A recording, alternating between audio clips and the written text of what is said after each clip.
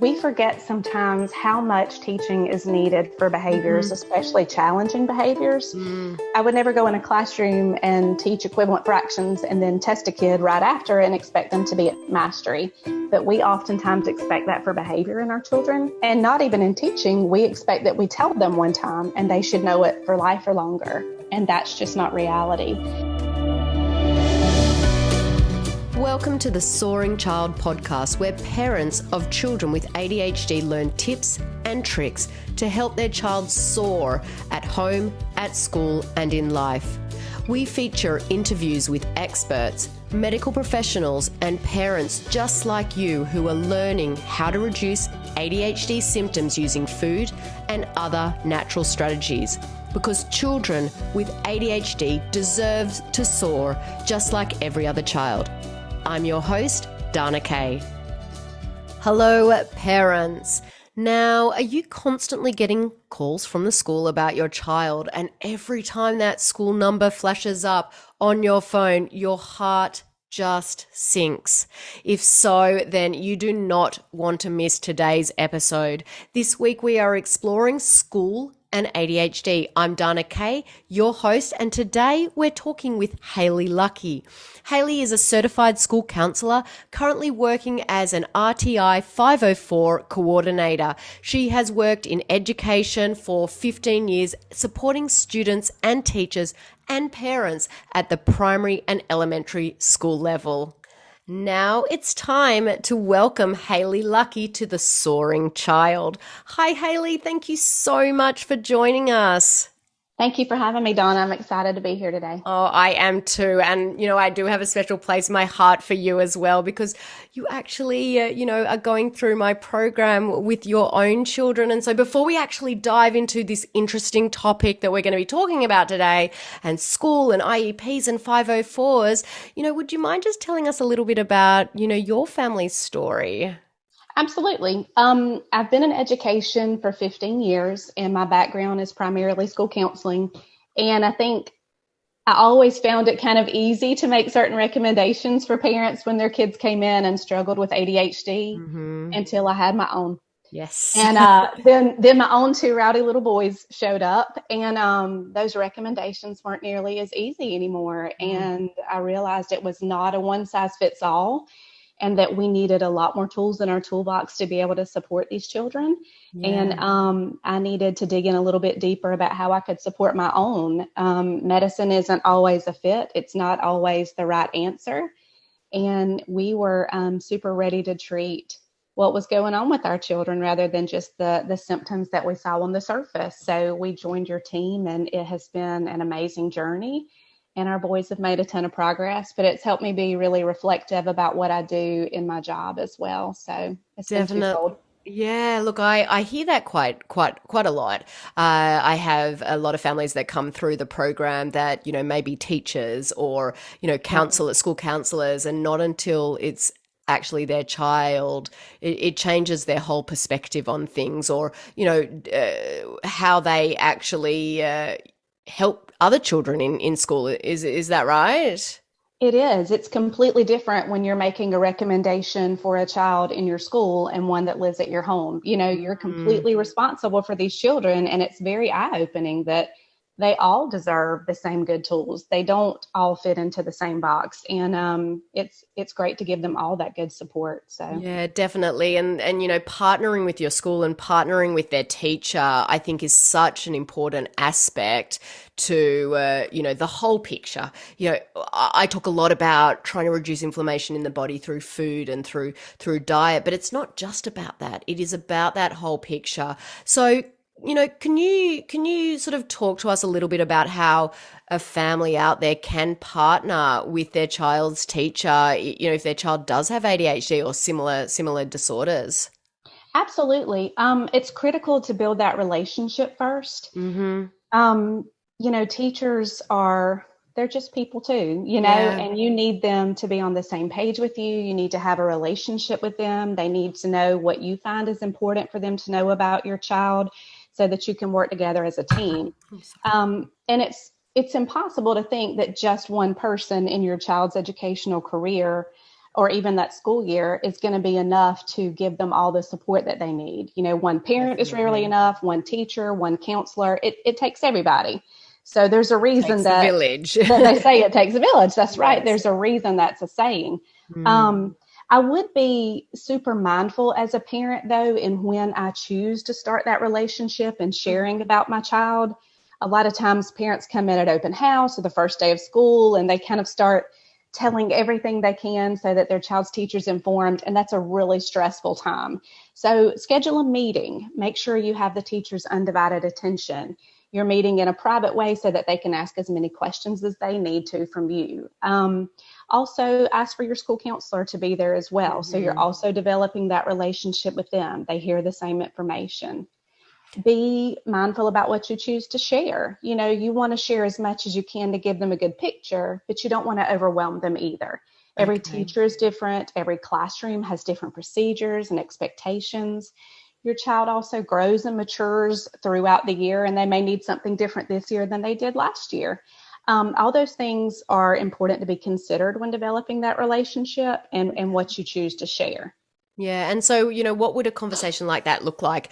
What would it be? Oh, my kid has ADHD. These are the things that make him more stressed or make him more anxious, or what does that conversation look like?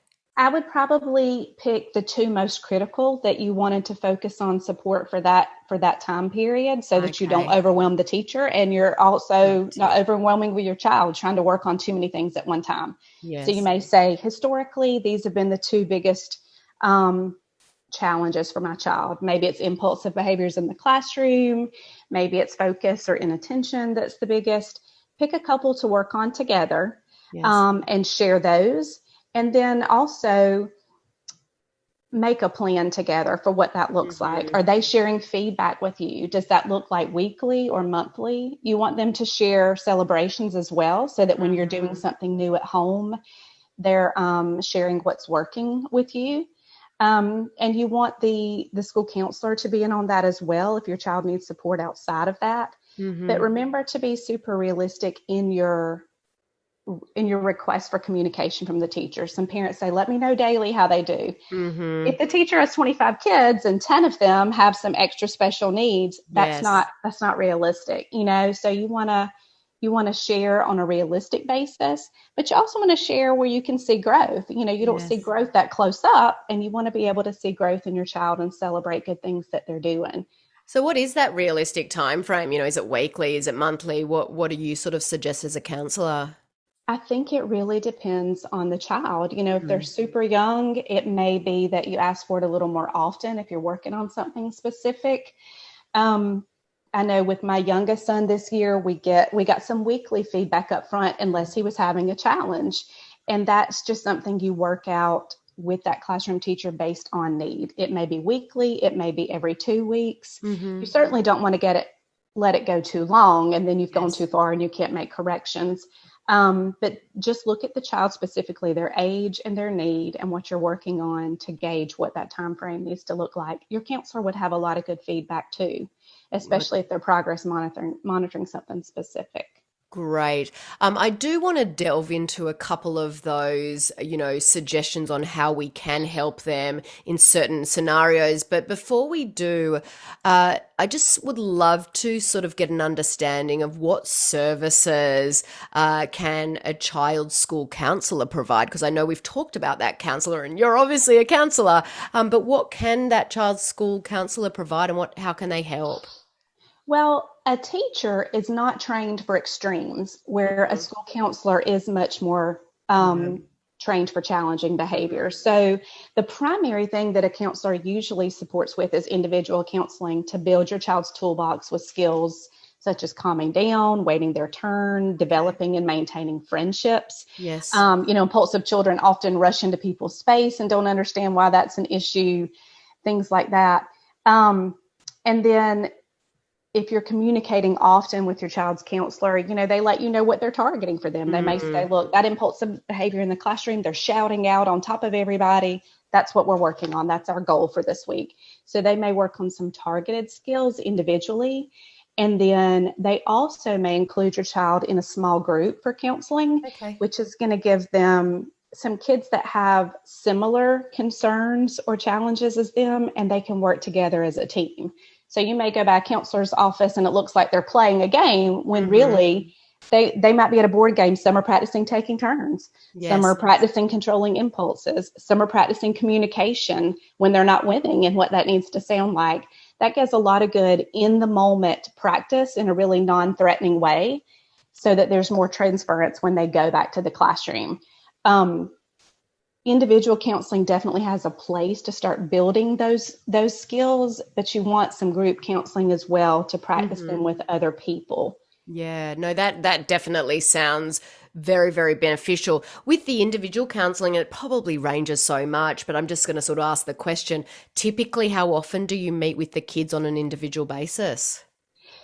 In my district, we have school counselors and we have a behavior specialist. So it depends kind of on what the makeup of your child's school is. And I would ask that, my child has this need. Who's going to support them with that? And what does that look like? Some of our students who are maybe in tier 2 may go see a counselor or behavior specialist once a week or once every 2 weeks.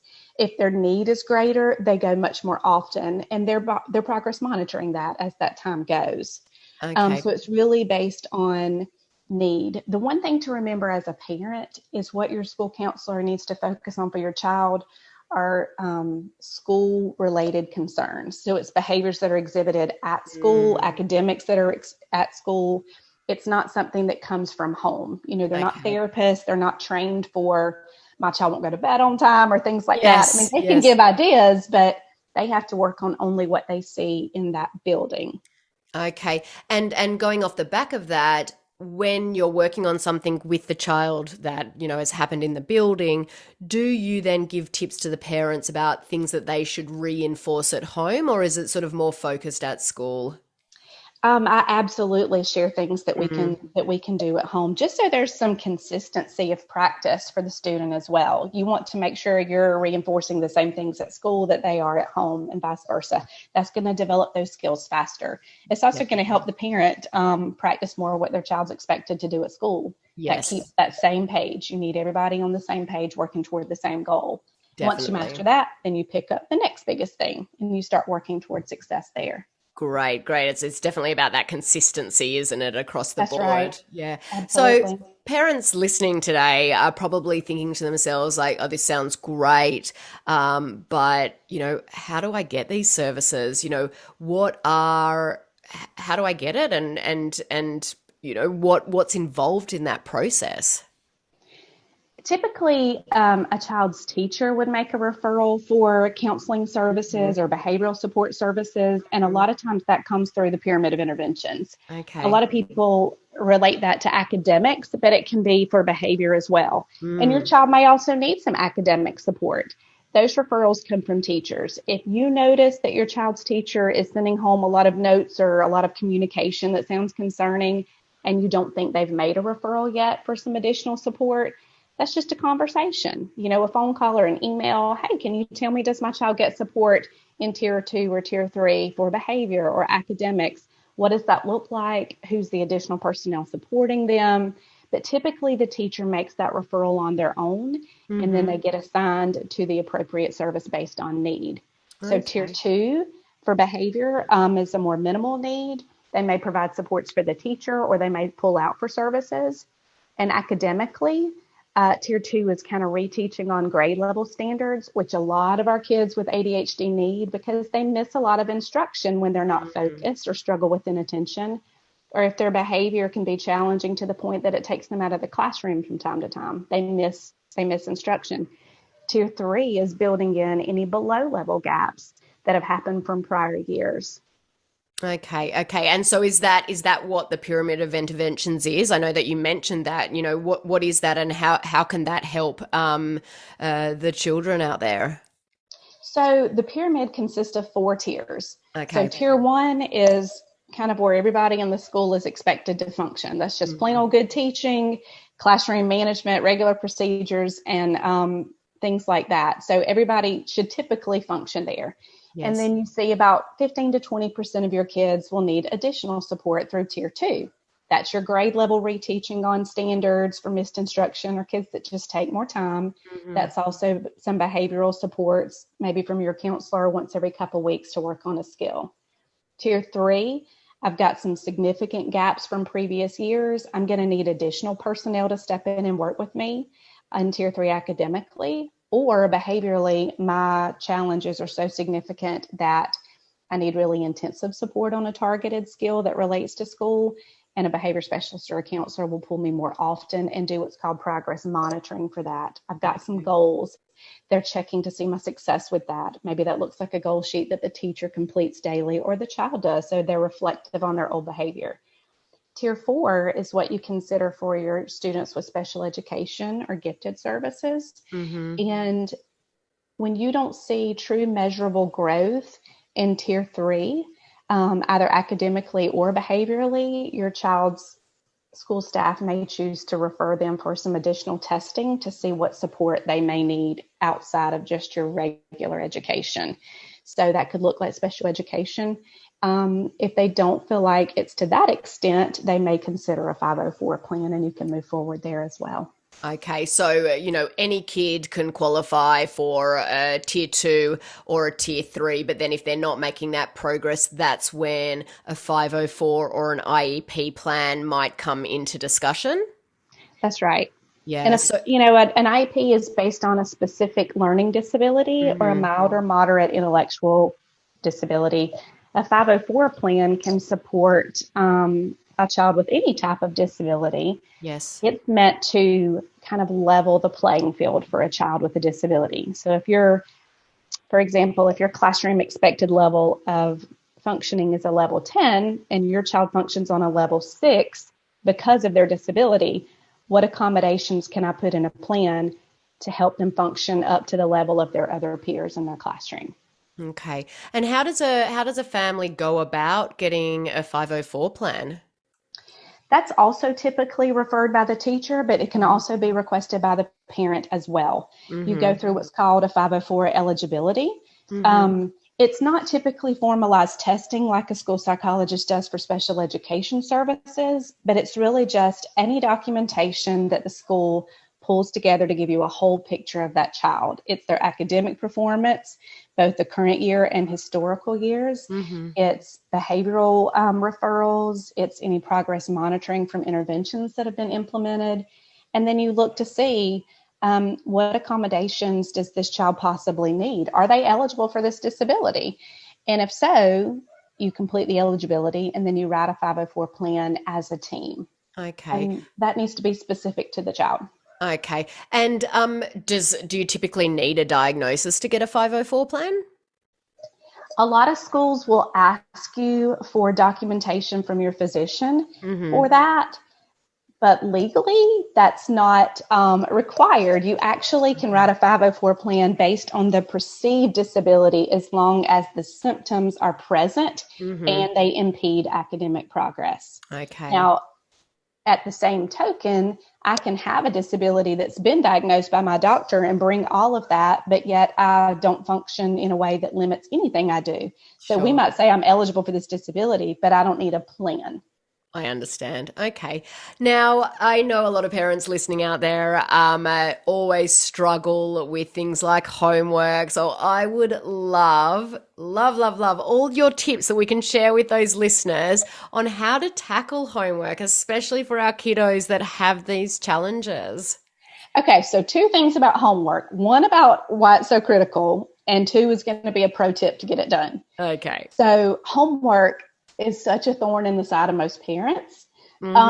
Just because nobody enjoys homework. You're finally out of school for the day and you just want to move on. But because our kids do struggle with inattention a lot of times, they miss some really valuable instruction. So a lot of times home is that critical missing link. I would make sure I had a copy of the grade level standards that my child is working on. That way, standards aren't the same as they were when we were kids. I know exactly what my child's expected to learn. You want to be in strong communication with the teacher about what they expect to be completed that week. Is there something additional I need to do with my child at home? The pro tip for homework is following what's called the pre-MAC principle. And all that means is you follow an undesired activity with a desired activity. A lot of parents are leery about how this can be successful. And I give the grown-up example that Mondays and Fridays are exactly the same. You get up, you get the kids ready for school, you have a long day at work, but Friday feels so much better because it's followed by a day we love. It does. Homework works the same way.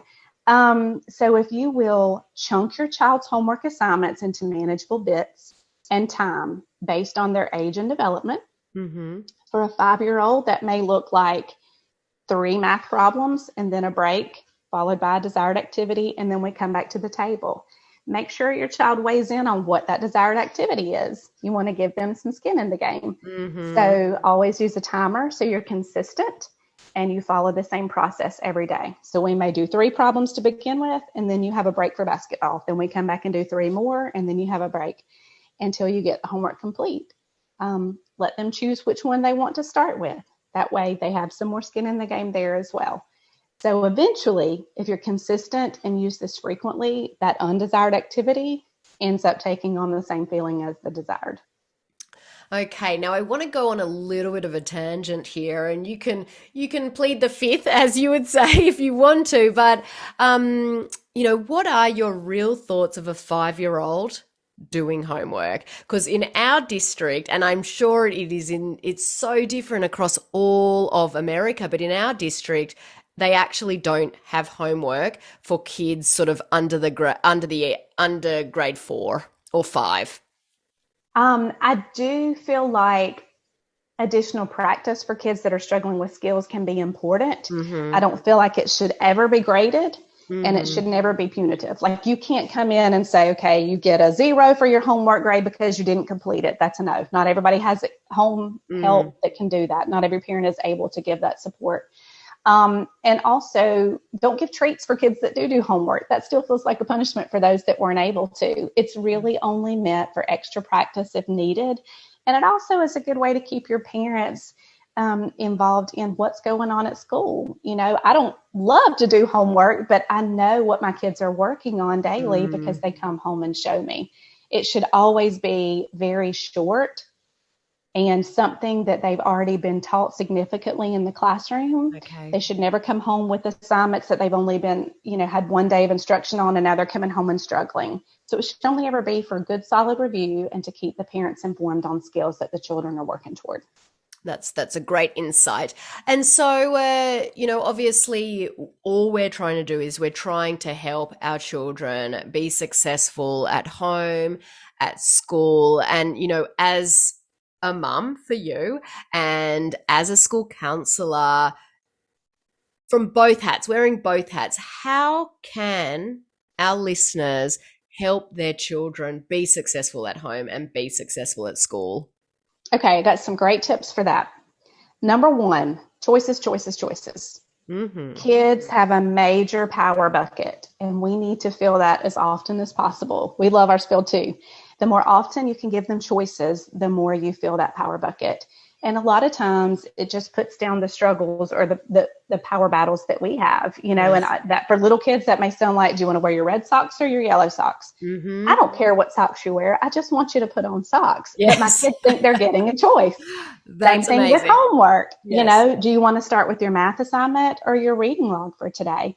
I don't care which one you start with. I just want you to pick something and work toward it. The child now feels like they have some buy-in there. Yes. Anytime you can give choices, do that. It also teaches them how to make good decisions for when they're an adult. That skill just doesn't magically appear because you become an adult. It's something that you have to have a lot of practice with.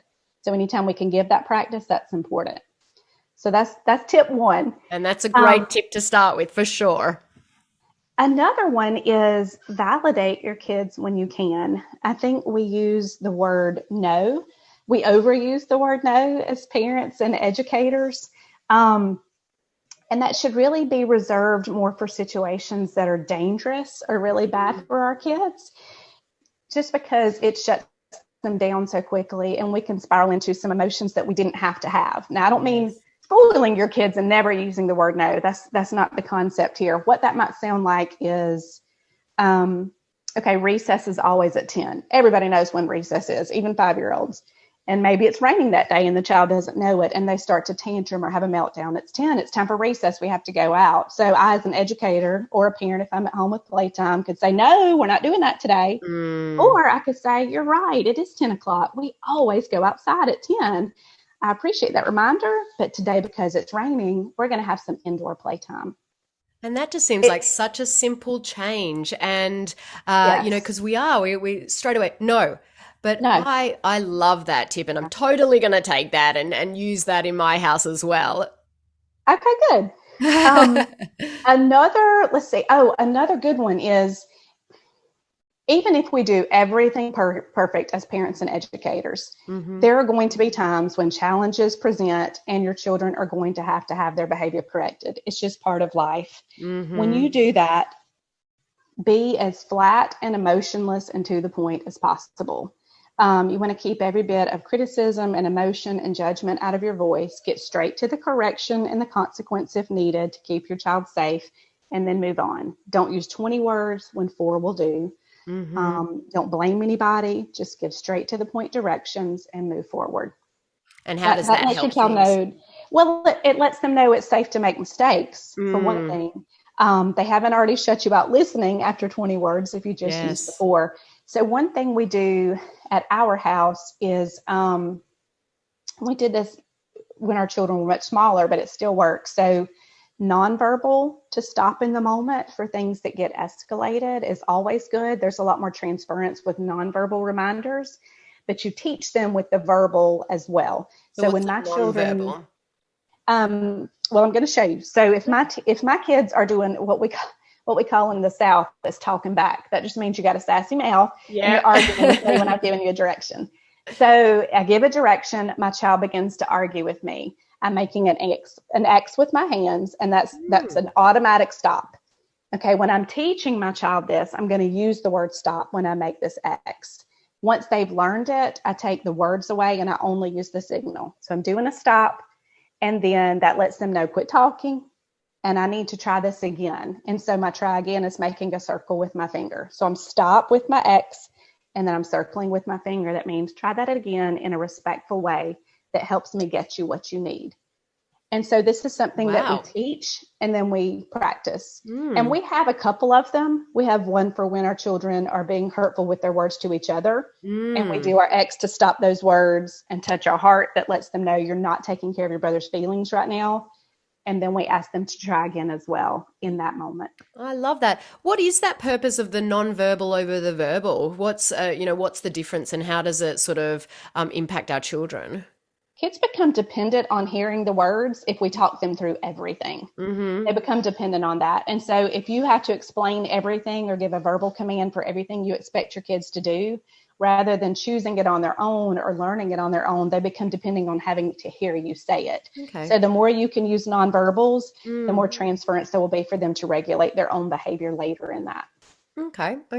That's great. I actually haven't heard of that one before, so that's really interesting, and we'll definitely give that one a try as well. So on the verbal side of things, where do you go there? If I'm having to talk them through it? Yeah. A lot of that has to come with teaching. We forget sometimes how much teaching is needed for behaviors, especially challenging behaviors. I would never go in a classroom and teach equivalent fractions and then test a kid right after and expect them to be at mastery. But we oftentimes expect that for behavior in our children. And not even in teaching, we expect that we tell them one time and they should know it for life or longer. And that's just not reality. So we have to be willing to teach and to model and allow them practice. We also have to allow them to make mistakes sometimes. We're not going to be perfect in everything we do. Academically, our kids make mistakes. They don't make what's considered 100 on everything, and they're not going to do that behaviorally either. We give them time to practice, to model, and to repeat over and over. That teaching is critical. Yeah, definitely. And it's interesting, with children, obviously, that have ADHD, we are hyper aware of everything that they're doing. And a lot of the time I find, sometimes we as parents, we overanalyze things, and sometimes we need to take a step back and not everyone's going to be perfect. Not every kid are going to have days where they're challenging or where they've got strong emotions. And so a lot of the time, it may be age specific. And so I love that, being that consistent in your approach, that teaching, that modeling, and that consistency, I find is, super important. It really is. And I think another thing that parents, we forget about sometimes is the power of redirections. We're so good at that with toddlers. If your toddler walks up to the stove and starts to touch it, we would redirect them. We wouldn't sit them down for 10 minutes and have a lecture about why that's a bad idea. But when kids get older, we kind of forget the power of that redirection. They may be having a hard moment, and every single thing is not a teaching moment. Every single thing is not a lecture or something to use. Sometimes you just need to get their mind on something else. And so we forget that power. Sometimes that can be a really big game changer too. Well, Haley, all of these tips and tricks and, information about how we can partner with the teachers and schools and your counselor have been, invaluable for our listeners and invaluable for me as well. I love to have conversations on this podcast that are really going to help families out there find the best approach for their children. And I'm so grateful for your time today. Thank you so much for joining us.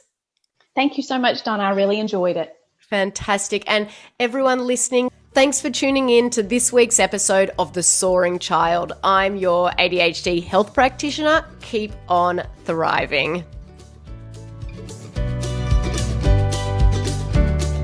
Thank you for listening to the Soaring Child podcast today. To learn more about how to help your child with ADHD soar using natural strategies, visit our website at ADHDthriveinstitute.com and follow us on social media at ADHD Thrive Institute.